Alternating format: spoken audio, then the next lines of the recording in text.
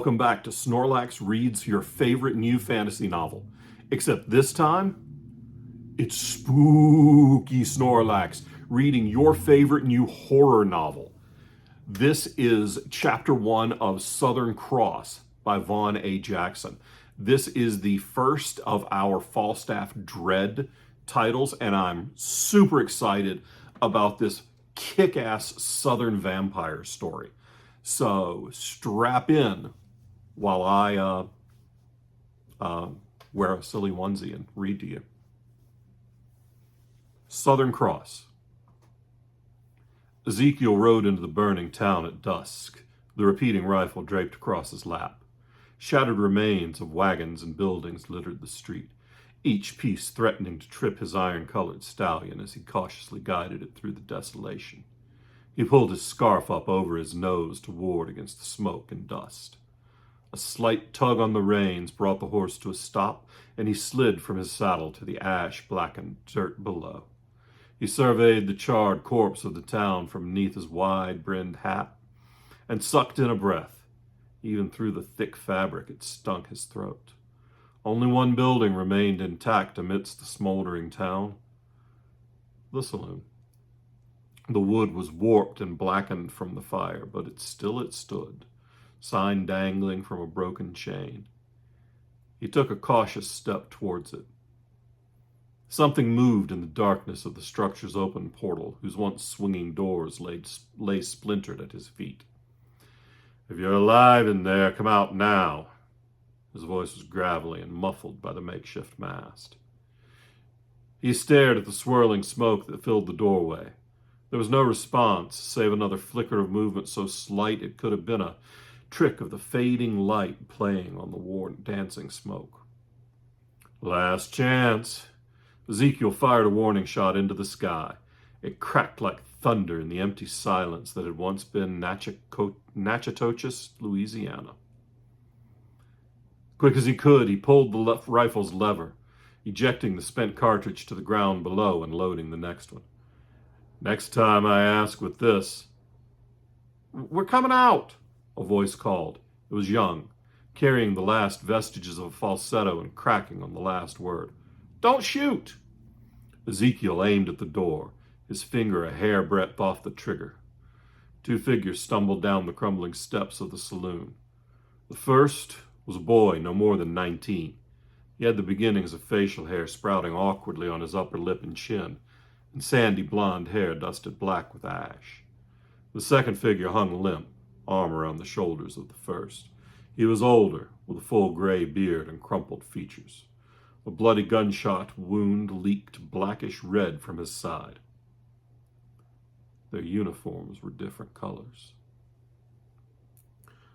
The boy wore a tattered blue wool jacket, but the older man's was gray. Ezekiel adjusted his aim to focus on the gray coat. "You're Union." Ezekiel's eyes narrowed and shifted between the two of them. "Why are you helping him?" "His battalion left him after..." The boy hesitated. "They abandoned him when the city caught fire. He's been shot, and I couldn't just leave him.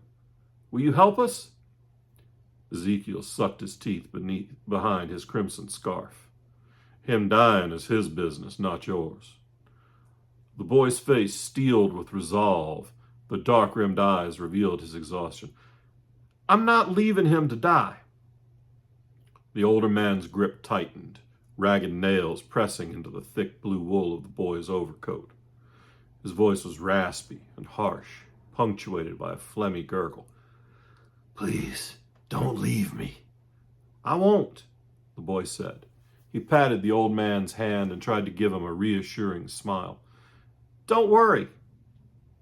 "I'm so thirsty." The man licked his dry, cracking lips. The boy turned pleading eyes to Ezekiel's face. "Sir, please help us." Ezekiel growled through gritted teeth.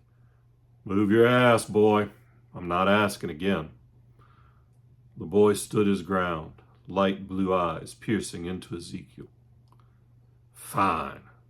Ezekiel spat and relaxed a bit, beginning to lower the rifle. "Thank you, sir. I knew..." His sentence was cut off by the report of the rifle as Ezekiel kicked it back up and fired. The slug made a wet thwack as it tore through the older man's chest, sending him sprawling to the ground a few feet behind the boy, whose face paled with shock. He turned, trembling, to look at the old man splayed out behind him in a puddle of blood. The boy rounded on Ezekiel, fury dancing like firelight in his eyes. "What the hell is wrong with you? He was a wounded old man." His fists clenched tight at his sides. "You gonna shoot me next?" Ezekiel reloaded and hoisted the rifle up over his shoulder. "Not unless I have to." The boy threw his arms out wide and took a single step forward. "Go on then. Shoot me, you fucking bastard." "Please." The old man's voice came out wet and sucking like the hole in his chest. He rose to his feet and stood hunched over, arms dangling down to his feet. Blood dripped from the wound in his chest, watering the black-stained sand in front of the burnt-out saloon.